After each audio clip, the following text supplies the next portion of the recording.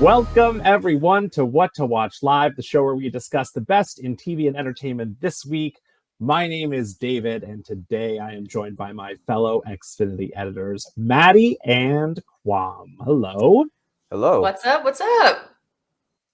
Hello. Can you believe we are just 3 days away from Thanksgiving? Where does the time go? I cannot. It feels like this year has been a blur, honestly. Like it feels like just like last week, it was October, and here we are already. It's Christmas season at this point, I right? know. It is. We are well into the Christmas season before Thanksgiving even gets started.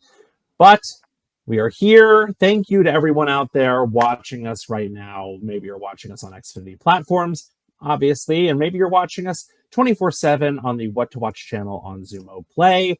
We thank you. We have another great show for you, so let's get right to it. Today, Quam will guide a one-horse open sleigh to the Xfinity Holiday Music Headquarters. We'll each reveal the TV show, movie, or special event we're most excited about right now. I'll tell you about the HBO Originals you can sample for free this week on Max.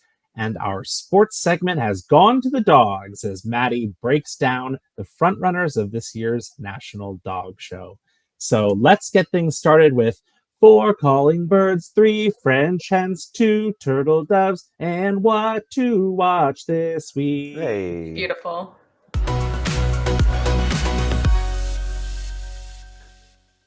Thanksgiving is just 3 days away, which means we are just 3 days away from a month-long loop of Mariah Carey's All I Want for Christmas Is You. But if, by chance, you're in the mood to diversify your holiday party playlist, our very own music editor, Quam, has decked the halls of a special destination just for you.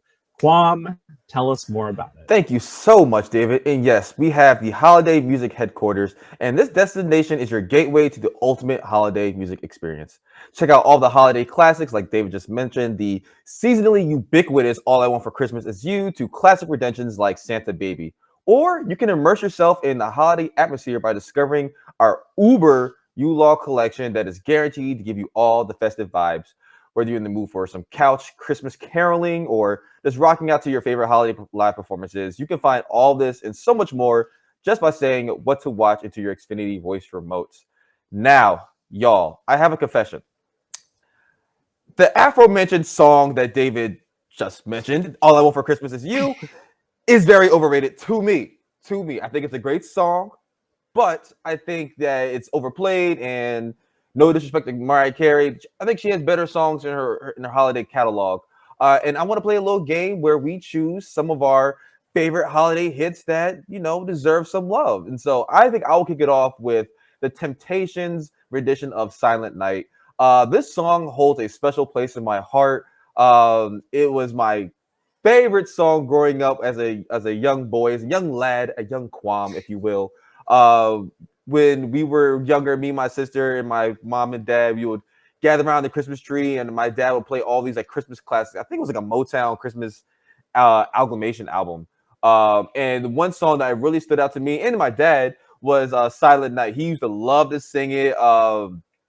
There is a variety of just tones and pitches because the Temptations have a wide range of singers. It's a classic.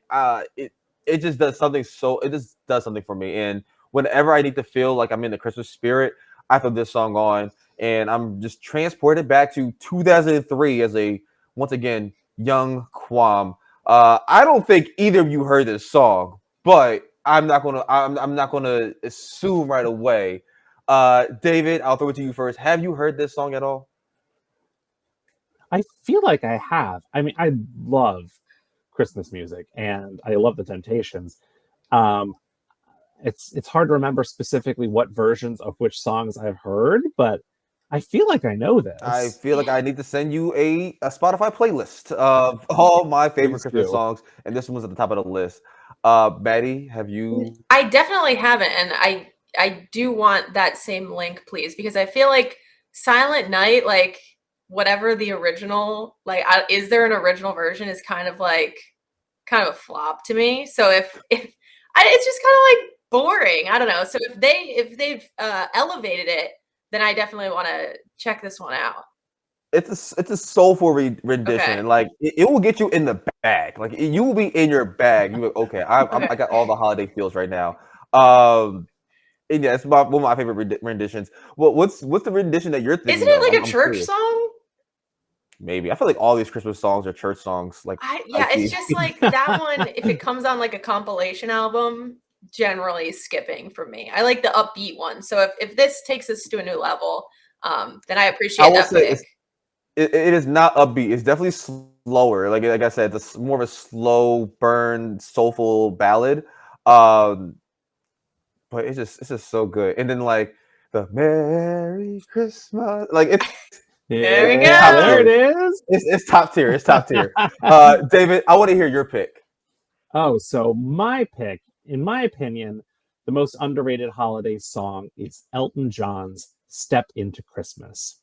Written by Elton and his longtime songwriting partner, Bernie Taupin, Step Into Christmas was released in November 1973 as a standalone single.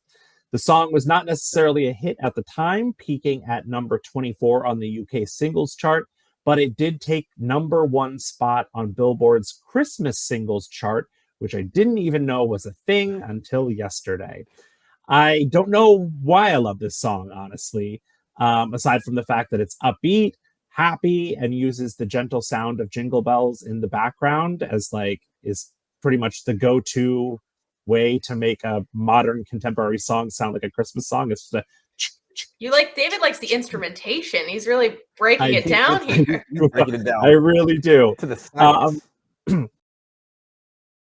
I am constantly fascinated by how songs go from just being average songs to joining the ranks of Christmas classics. Like, how does a song about a donkey named Dominic end up becoming Christmas canon alongside songs about a little drummer boy and grandma being murdered by reindeer?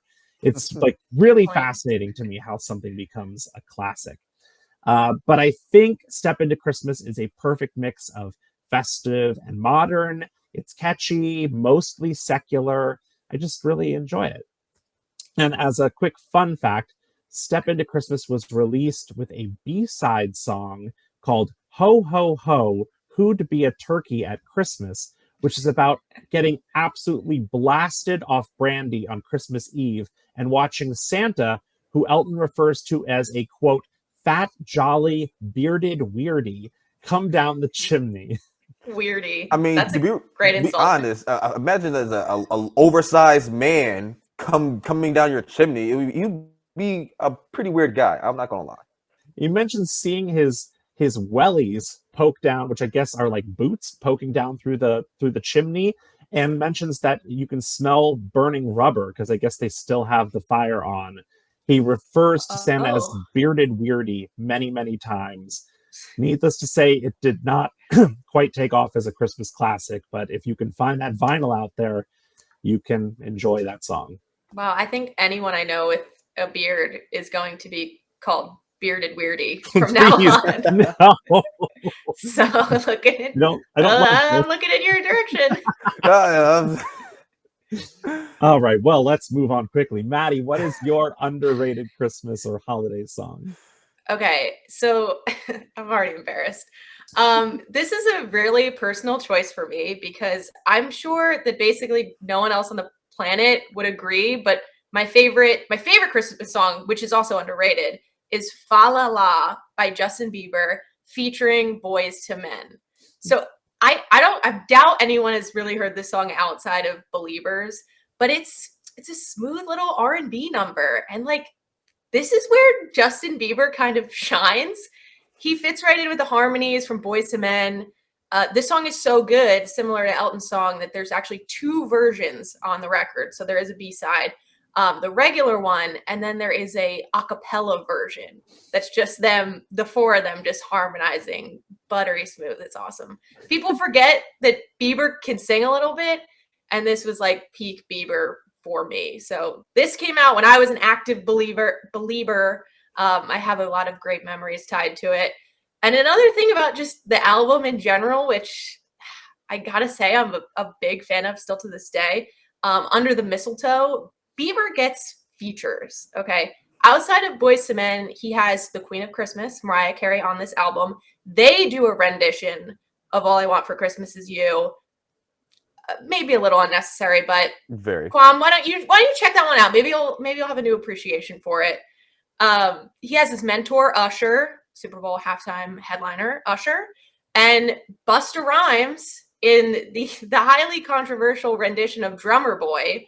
I don't know if you've heard this, but it is a song that exists in the ether, and it is kind of fantastic. So while my pick is unconventional, and I do like both of your picks, I have to remain true to who I am, which is, I guess, a semi-retired mega believer. So I urge you all to check this out. Listen to the whole album. It just brings me back to when I was in middle school and had Justin Bieber posters all over my walls. Maddie, you already know this, but excuse me, Under the Mistletoe has one of the most outrageous lyrics that I can't even believe exists in a Christmas song, where he's talking about this, wanting to be under the mistletoe with probably Selena Gomez at the time, who knows. And he has a lyric where he says, "The wise man followed the star the way I followed my heart." And what is wrong with that, David? What the blasphemy! He's comparing following his heart to a girl the way the wise men followed the star. Like, just unbelievable that he got away with. Who said that's a great idea, Justin? There's way too many like biblical references in like the pop songs. Because then there's like a line, I'm gonna butcher the line, in Drummer Boy. He's like playing for the champ, playing for the title. I'm surprised you didn't read this in the Bible. And I was like, I'm not gonna lie, that's a bar. That's a bar. At the time it was cringe, but I think it's aged pretty well. So I think so too. That's a solid line right there. That's something you can use in real life. That's what I'm saying. So I didn't pick Drummer Boy, but that might be a runner-up for me. I don't know. Justin Bieber and Busta Rhymes on a Christmas song just might be a blight to humanity. Not gonna lie, I haven't heard this song, so I can't be sure. But Maddie, I do want to ask you, what you have so many fandoms. Is there a fandom that you're not a part of? Because you're a Swiftie, you're a Beehive member, and Correct. Now you're a believer. But I'm a fangirl. Remember that in general. I don't just like stars, celebrities, actors, actresses. I'm like always part of that. So I'm also a noted Charlamaniac. I was a believer. Directioner for sure. Kind of a Barb too. I mean, like, I'm a little bit of everything. So what I'm gonna do is support my people. I've fallen off on Bieber a little bit, but I was a strong believer back in the day. So I still love him a little bit. This is good stuff. We appreciate some loyalty. That's right. Nothing wrong with that. All right. Excuse me. You can check out the Holiday Music Headquarters right now, see everything we just talked about and more all season long, simply by saying Holiday Music Headquarters or what to watch into your voice remote. Next up, you've got an 8 o'clock reservation with your couch. It's time for Appointment TV.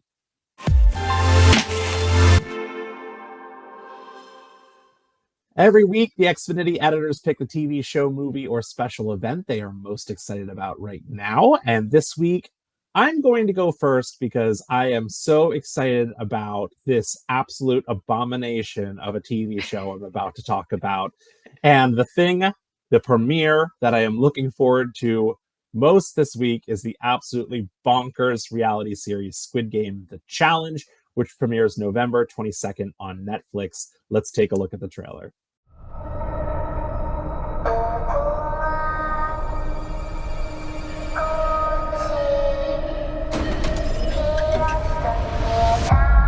Attention players. You will now compete for our biggest cash prize in reality show history.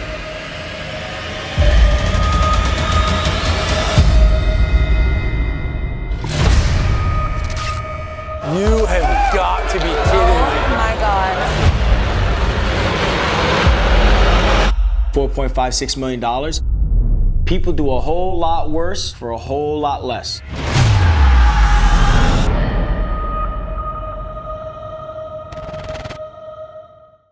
So you all remember Squid Game, right? The massively popular South Korean drama about 456 people who join a game of literal life and death in hopes of winning millions of dollars.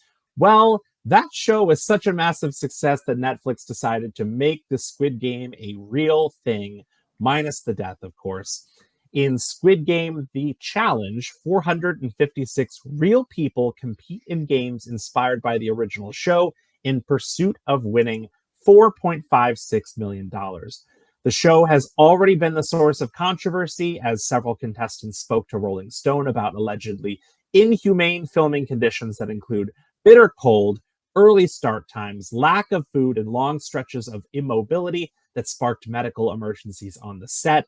Rolling Stone also reported allegations that the show was rigged to favor a handful of social media influencers, while other contestants were wearing fake prop microphones and were merely extras who were never going to win at all. But like, I kind of need to see this show. Like, I also love that, you know, the creators of the show completely missed the irony or the lesson in the Squid Game series, which was making people do inhumane things for entertainment value and money. And then they said, hey, we're going to do that same thing. But like, I'm going to watch this and I'm going to love it. Like, sorry. I don't know who's more to blame. Like the fact that they're, like you said, doing the show after not learning the lessons of the scripted show, or like the contestants complaining. Like, what did they expect? The show is horrifying, and they're signing up to do this. I'm with you though. Like, I feel like I have to watch just to see it. I think the specific complaints about like being like immobile or not moving for a long period of time was during the red light, green light game, where the whole thing is you're supposed to stand still. So like, yes, I get it. Like, probably like waking up at 2:30 in the morning and standing on like hard metal floors in 30-degree weather is probably pretty brutal. But like, you watch Squid Game, right? It's not supposed to be fun. I feel like they're getting off pretty light because, to your point, the original show had them die. So, like, I don't know, you getting to go home versus actual death. I think you're getting off pretty light. And me personally, if I was a producer, I'm having them sign waivers saying, "Hey, if you just don't make it home, sorry, this is all for entertainment." They all signed like NDAs, so they spoke anonymously to Rolling Stone, but one bit I did pick up on is that all the contestants are outfitted with exploding blood squib packs. So like when they're eliminated, they're like they explode essentially. Like they've really made it try and feel just like Squid Game. It's so unbelievable, but I can't wait. I can't wait to see TV. this. Yeah. Also, this is peak TV right here. Who said peak TV is dead? This is peak TV. Do we know the meaning behind that? The grand prize total? That's like a random number. Is that what it was in the show? I think it was different in the show, but there's 456 people and $4.56 million. I think it's for each person. I'm terrible at math, but what is that mathin? Is that I think 100,000 a person, right? 100,000 a person. Thanks, Kwam. I'm not sure. I could be totally math wrong. editor. Yeah, exactly. That works for me. So I think that's the meaning of it. But I think they also all like live and maybe, I don't know, sleep together in that giant bunk room. I expect nothing less. I want, if we're going to make a Squid Game show, a reality series, make it as close as to the original show as physically. Like there should be an episode where they're just killing each other throughout the night. Like I'm serious. I'm so serious. Like what? This is a Squid Game. How are you going to make a show called Squid Game, watch the original series, and then not expect to get smacked over the head while you're sleeping in a surprise ambush? Like this should be all. You should know what to expect. Everyone should know what's going to happen. There may be some element, because I know there's lots of twists and turns. There may be some sort of like mini game where people get eliminated at night. I don't know. I'm just guessing, but it seems like we don't know everything about this series so far, but yeah, I'm excited for it. let's move on. Maddie, what is the premiere you're most excited about this week? Yeah, I'm going to switch gears, a little more family friendly. Don't believe there's any dying in this one. I will be watching the Macy's Thanksgiving Day Parade. Talk about appointment TV. This is like an American tradition year after year. I don't know if you feel the same, to wake up in your childhood bedroom, normally feeling like, my childhood bedroom is like a twin bed, so it's like really uncomfortable. Normally feeling some type of way after doing some Thanksgiving Eve celebrations with friends and family. Turkey's probably already in the oven at this point in the morning. Personally, I'm already being put to work on prepping the sides for dinner. We're a family that eats super early at like 4, and then we have like second dinner at 8. But no matter what your tradition is, the Macy's Thanksgiving Day Parade is on in the background as we watch our favorite floats and balloons march through Manhattan. And I didn't know about this, but the balloons generally remain the same year over year, but they'll sprinkle in some new guys each year. So if you're wondering what's going to be new, there's 2 new additions. Beagle Scout Snoopy, who I mean, we all love a little Snoopy action on Thanksgiving especially. And I don't know if you guys know this, Blue Cat and Chugs. Who? Okay, all right. I guess it's an NFT. I don't know anything about any of that. I am not the NFT expert, so that's interesting. So if anyone owns that photo, I don't know. It's going to be on a float this year, or it'll be a balloon. Hopefully And the then stock goes up for it. Yeah, maybe. I don't know. We're not providing any stock information here. No, Correct. it's not financial advice. Correct. But the main event, of course, is when Santa closes out the parade and officially kicks off the Christmas season. I'm a little bit of an agent of chaos, so I always kind of cross my fingers for a windy day in Manhattan to see the balloon carriers have to like put in some work and wrangle in those balloons. That's what I am always looking out for. It brings me a lot of joy. And obviously I don't want it to happen, but when there's like a serious issue and the balloons pop, the chaos to witness is fabulous. I'd be lying, and maybe you have too, if I didn't watch Macy's Thanksgiving Day Parade balloon accidents compilation on YouTube a few times, just to get excited for the season. But anyway, yes, you can watch the Macy's Thanksgiving Day Parade on Thanksgiving, obviously, on NBC, or you can stream it on Peacock. It's all starting at 9 a.m. So roll out of that childhood bed as early as possible, throw it on, and then get to work. We got a big meal to prep. The way I've watched this parade has changed over time, because when I was a kid, it drove me crazy. I was like, what is all this? Where is the parade? What is all this crap in the beginning? Like, why? I don't want to see any of these people just dancing in front of this department store. Just give me the floats. Now as an adult, I'm like, oh, this is that song from that Broadway show. Like, oh, it's Rent. Oh, like Yeah. Wicked. And now I kind of prefer all the like song and dance numbers from the Broadway shows, and the parade is like, it's still great, but yeah, it's funny how that's changed over time. So a few things. One, Maddie, you being an agent of chaos is hilarious, but kind of on brand. It's on brand. 2, I know I've never ever watched the Macy's Day Parade. What? Yep, never watched it. And yeah, also you saying like early dinner, that's pretty standard. You know, my family usually around like 3 or 4, so I think it's pretty standard. But yeah, no, football's on. What are y'all talking about? There's NFL games. Why are you watching a parade when you be watching collisions?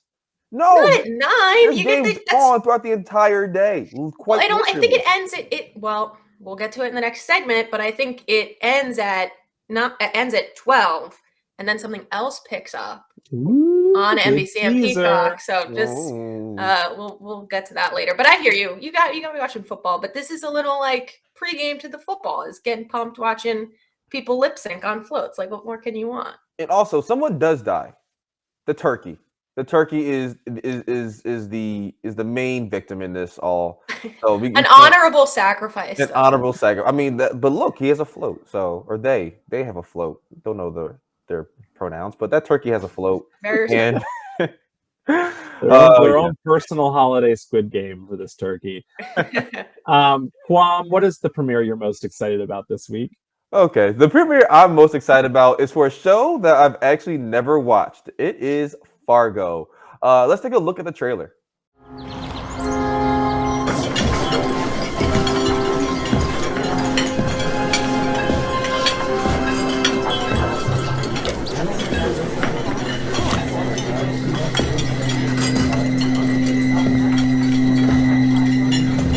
Who do I gotta kill to get a coffee? Yes, Fargo. So, as I mentioned, I never watched this show, but it's okay. It's all good. Fargo is a television series inspired by the 1996 Coen Brothers movie of the same name. Each season is an anthology, so perfect for me who has never watched this show at all. Each season features new characters, storylines, and sometimes it connects back with other seasons, but I'll be there just for the vibes. This season will feature Juno Temple, John Hamm, Jennifer Jason Leigh. I hope I'm pronouncing her name right. It's not Leigh. And so many more marquee characters and actors and actresses. This season is set in Minnesota, North Dakota in 2019. Juno Temple stars as Dorothy Lynn, who is a seemingly typical Midwestern housewife who lands herself in some hot water with the authorities. And I love a good dark comedy series. I love a good mystery, and this show is kind of a combination of all that. And I love an ensemble cast. As I mentioned, it features some huge names, and I've heard only really good things about this show. And the fact that it's an anthology series means that I don't have to go back and watch previous seasons to really understand what's going on for this season. So everything's right up my alley. David, I'm sure you've seen Fargo at least once before.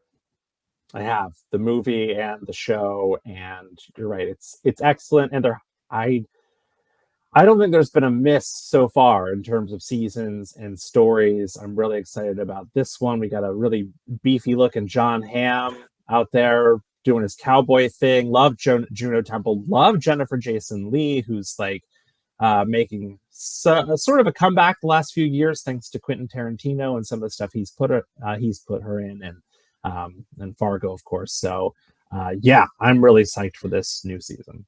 David, can you explain then how does it? So I've seen the movie. How do they make an anthology series off of the movie? Like, does it take place with in the same town every time and just different people? First one is closer to tying into the movie, but the subsequent seasons have nothing to do with Fargo. Okay, then why is it still called it Fargo? I don't know. Okay, all right.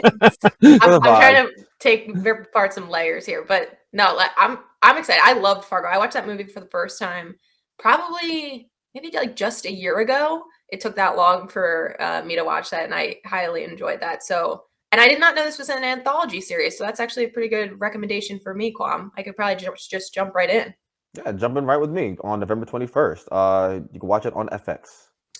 Perfect. And you can check out all the TV shows we just discussed and specials, parades, etc. So much more just by saying what to watch into your Xfinity voice remote right now. Next up, Prestige TV is alive and well in the latest edition of Free This Week.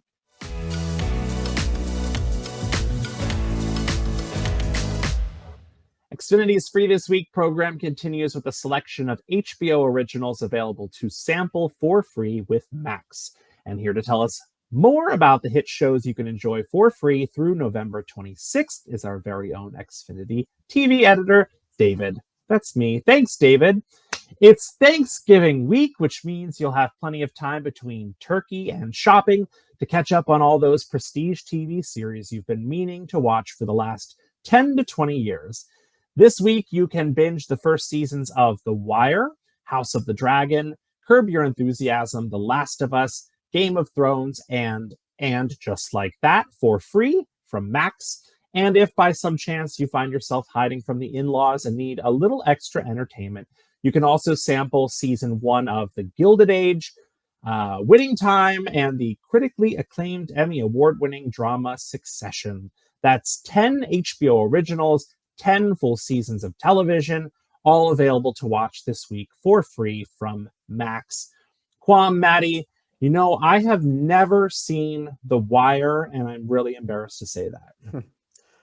I think it's overrated, honestly. Oh, Yeah. Oh, Yeah, I will say, I've only gotten to season 2, and I've heard that like season 3, 4, and the other seasons are much better seasons. But yeah, season 1 and season 2 were just like so slow, and it's a little. I'm not gonna say it's dated, but it feels a little like, oh, okay, this is clearly 2000, the early 2000s. And yeah, it just felt very. I guess everyone hyped up The Wire so much for me that by the time I saw it, it just felt a bit underwhelming. And yeah, so that's just my interesting. Yeah, opinion. I haven't seen it either, David. That's like a big, blank spot in my TV watching history. I feel like I've seen most of the prestige shows, so that's a good point. I've actually been watching, I don't know if either of you watch this, How To with John Wilson. I it's one of think my favorite shows, Maddie. is it really? I just started it I'm like obsessed. 3 days ago. I just watched yesterday the one where he's talking about the scaffolding. Oh yeah, That I was losing my mind after watching that episode. So maybe I'll probably just spend my time watching How To with John Wilson, because I can't believe it took me this long to kind of figure it out. I watch anything that like Nathan Fielder has anything to do with, so this is why I was started to watch it, because I'm really amped up for his new show that's coming out. So all right, that's good. Now I have someone to chat about that with. I Oh didn't my think anyone God. else watched it. It's so good. One of my favorite things to do is do a really bad John Wilson impression and just walk around and be like, and that's how to build a scaffold. I just do it all day long, just stuttering over my words. And people probably just I think see. you're I like, just thought that was just the way you Yeah, were. Yes, no, I'm always doing You're a doing John a Wilson bit. Okay. impression. Yeah. Now I know. Now I know. Oh, perfect. I'm so excited you're watching that. Okay. Xfinity's Free This Week program offers a new selection of free content from streaming services and premium networks every week of the year with no strings attached. Just say free or free this week into your voice remote to check it out. Next up, we're all about that pug life in this week's edition of Sports.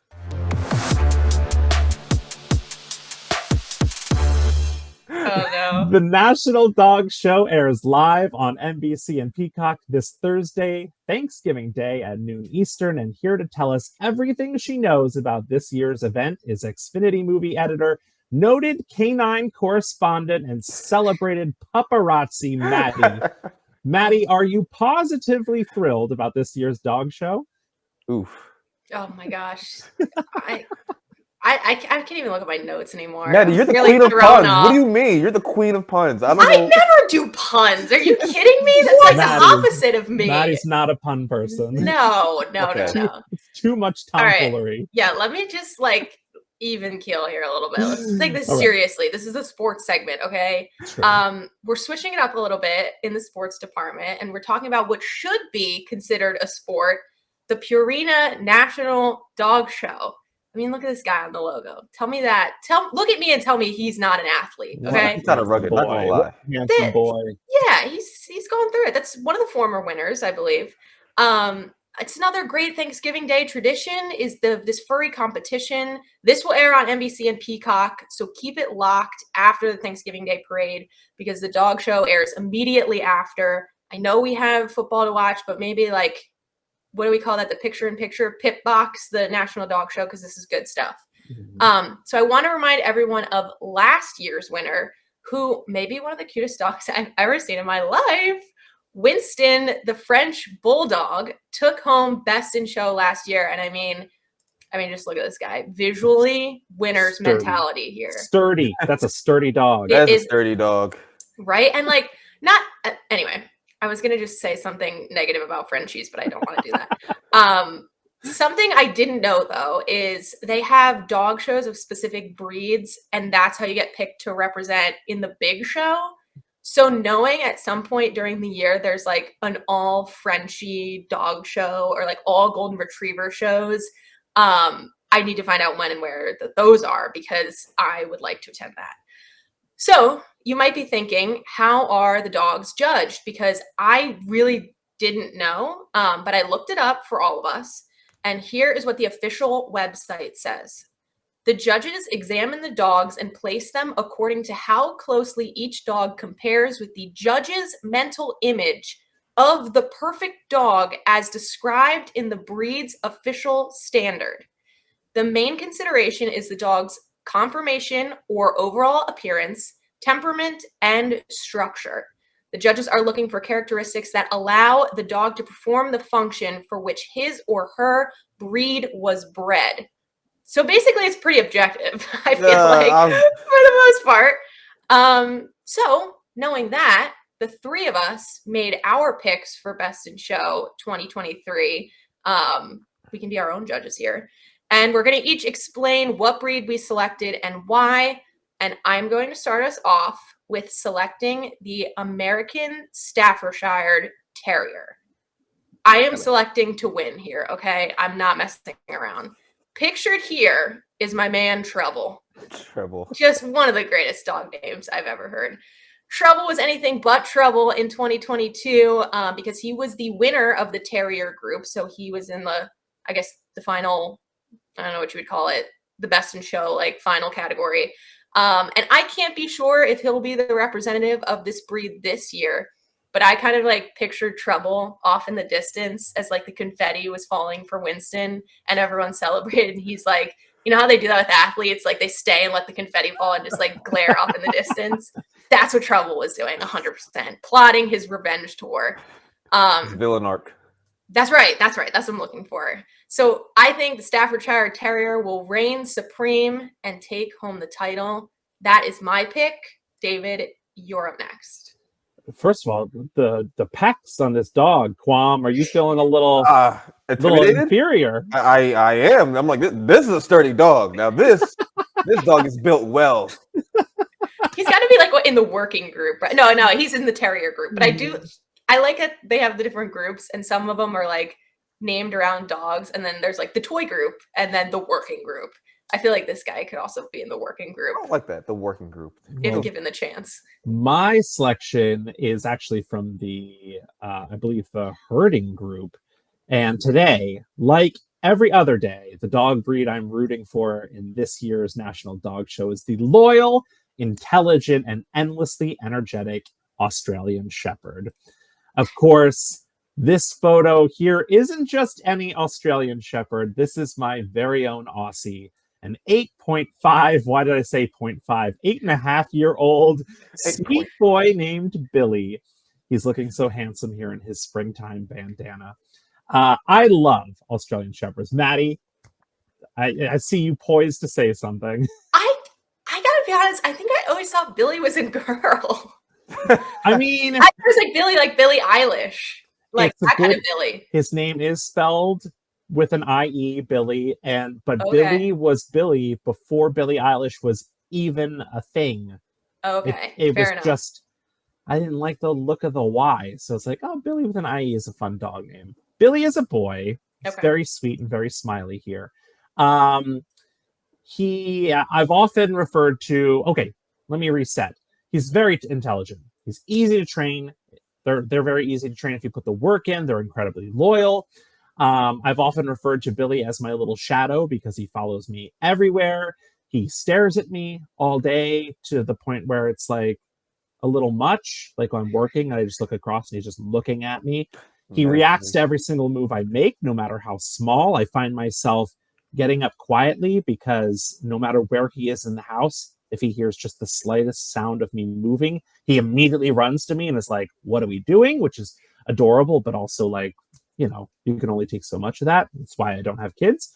Is that why he's not in the room right now? Let's get Billy in the room. The door is closed. He's laying right outside.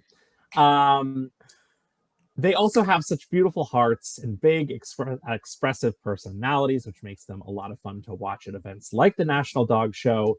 As some of our viewers may know, the National Dog Show is filmed just outside of Philadelphia, where we're all located right now. And I was actually able to attend the event back in 2021.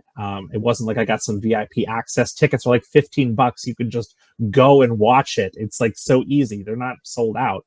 And what makes this dog show particularly special is that you can go and actually walk around the convention center floor where all the dogs are being primped and prepared for their moment in the spotlight. And like Maddie said, like they're all like, they're in groups. So there's like a lot of the same kind of dogs, and they're separated by breeds. So if you're a fan of, for example, the Samoyeds, I never say that. I Samoyeds. got no idea. They're the big fluffy cloud dogs. You can go to that section of the show floor and you're just surrounded by floofs. You'll be in floof heaven, floating amongst the floof clouds. And if the dogs aren't actively being groomed, many owners will allow you to pet their pups. It's so much fun. I expected the show to look like a scene out of Best in Show, but it was far more chill than that. They do a really nice job at the National Dog Show, so I highly recommend you attend in person. And all that to say, Australian Shepherds, I just love them so much. And I have no idea what Aussie is competing, or if they even made it through the dog playoffs to the dog Super Bowl. But if they did, that's who I'm rooting for. Kwang, who is your dog? What is your dog breed of choice? Well, David, you are my dog. But for this particular, that's so bad. But for this particular dog show, I had to go with the Australian cattle dog. So another Aussie dog. And I'm not a dog owner, nor am I a canine aficionado, but I do know a little bit about the cattle dogs. They're incredibly cute and extremely smart. So while I don't know how they rank up against other dogs, I just know that the IQ rating of my selection is a genius amongst its peers. It's the Stephen Hawking of hounds, if you will. And so while your dogs are just derping their way to success, my dog is intelligent and athletically built. And he doesn't even need feet. That's what I was going to say. Your dog doesn't even have paws. Well, he doesn't need paws. He doesn't need back legs. All he needs is his brain and his cuteness. Because that's all he needs to do to get by. And it's also a herding dog. So again, incredibly smart, great for being your best friend. And if I were to ever own a dog, this will be it. And what else about this dog? I don't know. It comes in tints of blue, which I think is super cool. And very unique, because how many mammals are blue? I can't think of one besides birds. And I don't know birds are mammals. I think they are. No, they're not. They're not mammals? No. What are they? Birds. Birds. Yeah. What do you mean? This is a conversation for another day. Avian? Avian, something like that. Definitely not mammals.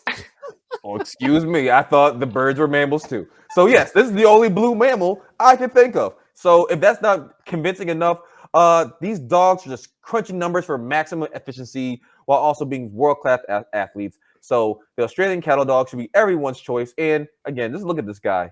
I don't know where he's from. I pulled this off of Google, but he looks incredibly cute. I love that you picked a graying dog. Well, there was no good blue photos of old footless dog. He went back in time and almost prevented his parents from getting together, and now he's slowly disappearing. He's the Spider-Man of dogs. Marty McFly of dogs. What does he say? Mr. Stark, I don't feel so good. He feels great though. Look at he's having a great time. He is having a great time. There are 3 happy dogs here. Although Maddie's dog does look a little derpy. My dog is absolutely yoked. Look at my dog. He's derping his way to success. All right. See, but here's the thing. I think that if we watch this show, I actually think my dog will win. My dog was like runner-up last year. You're right. Like they seem to. The thing is like these dogs are so like so perfectly like it's like when you picture an what am I trying to say here? A golden retriever. Quintessential version of okay. It's like that is the cartoon version of the golden retriever. Like every dog is so perfect that the things that they're judging them on, you wouldn't even know what to look for. It's like, oh, this hair is out of place, which is why they like work so hard to groom them perfectly. And like you'll notice they like put the dog up on a platform and like scooch its little feet out to make it stand right.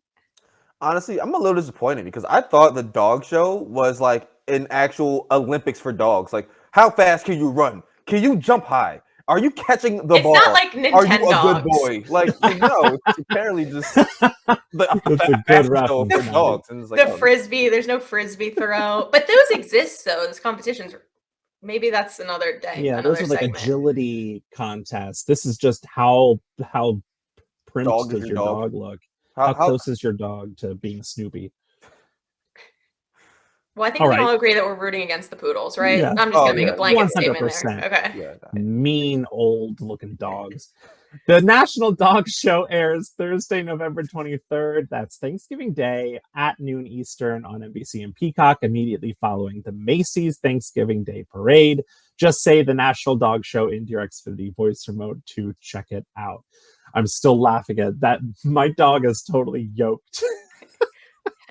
Hell yeah, that's why I picked him. Oh my God. Maddie. That will do it for today's show. Thanks to my fellow Xfinity editors, Maddie and Quam, for joining me this week. Shout out to our producers, Caitlin, Josh, and everyone else behind the scenes for making the show run smoothly. If you want to check out the TV shows and movies we talked about today, get more of our entertainment recommendations, or watch us interview big celebrities, just say what to watch into your voice remote, or tune in here every Monday at 4 p.m. Eastern for a new episode. You can also check us out on Zumo Play on the Xfinity What to Watch channel. My name is David. Happy Thanksgiving to everyone, and thank you for joining us on What to Watch Live.